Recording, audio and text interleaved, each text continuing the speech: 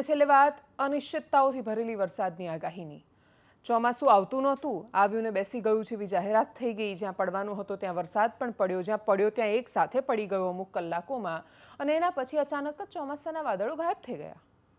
એટલે આવનારા એક અઠવાડિયા સુધી કોઈ આગાહી જ નથી કે કઈ જગ્યાએ યલો એલર્ટ ને ઓરેન્જ એલર્ટ ને કઈ જગ્યાએ સામાન્યથી અતિ ભારે ને મધ્યમ વરસાદ પડશે।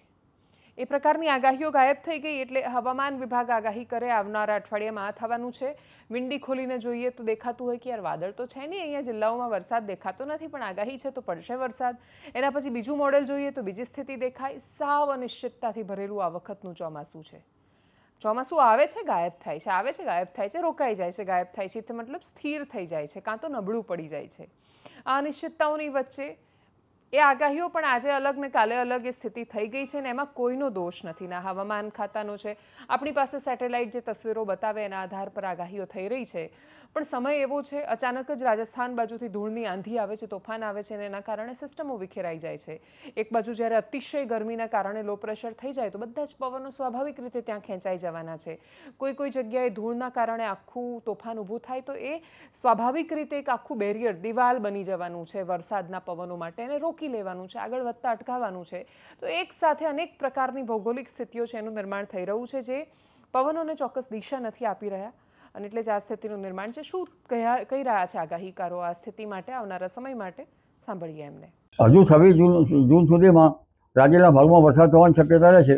દક્ષિણ ગુજરાતના ભાગોમાં અને દક્ષિણ સૌરાષ્ટ્રના ભાગોમાં વરસાદ થવાની શક્યતા રહેશે, અને વચમાં ચોમાસું થોડુંક ધીમું પડશે। 29-30 જૂનથી લગભગ જુલાઈની 7 સુધીમાં બંગાળનો ઉપસાગર સક્રિય થતાં તેના ભેજના કારણે લગભગ ઉત્તર ગુજરાતના ભાગો, મધ્ય ગુજરાતના ભાગો, પૂર્વ ગુજરાતના ભાગો, દક્ષિણ ગુજરાતના ભાગો, સૌરાષ્ટ્રના ભાગો અને ઉત્તર સાબરકાંઠાના ભાગો, અરવલ્લીના ભાગો, પંચમહાલના ભાગો, આ 3 ભાગોમાં ઘણા ભાગોમાં ભારે વરસાદ થવાની શક્યતા રહેશે। ઘણા ભાગોમાં કંઈક હળવો વરસાદ પણ થઈ શકે, એટલે કચ્છના ભાગોમાં કંઈક હળવો વરસાદ થઈ શકે, કોઈ ભાગમાં ભારે વરસાદ થવાની શક્યતા રહેશે। લગભગ 4 ઇંચ 3 ઇંચ કે તેથી વધુ વરસાદ થવાની શક્યતા ઘણા ભાગમાં રહેવાની શક્યતા રહેશે। એટલે જુલાઈ માસમાં સારો વરસાદ થવાની શક્યતા રહેશે। આમ છતાં અલ નીનોની ધાસ્તીતો રહેશે। 4 જુલાઈ આસપાસ પણ મધ્યપ્રદેશમાં ભારે વરસાદ થતાં નર્મદાના જળસ્તરમાં વધારો થઈ શકે। આ ઉપરાંત 16મી જુલાઈએ રાજસ્થાનના ભાગોમાં વરસાદ થવાની શક્યતા રહે, અને ઓગસ્ટની શરૂઆતમાં અણધાર્યો વરસાદ થવાની શક્યતા રહી શકે।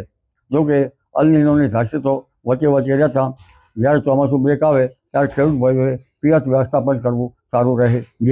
એનાલિસિસમાં અત્યારે બસ આટલું જ। જો આપ અમને યુટ્યુબ પર જોઈ રહ્યા છો તો સબસ્ક્રાઇબ કરો, ફેસબુક પર જોઈ રહ્યા છો તો ફોલો કરો, વિડીયોને શેર કરો।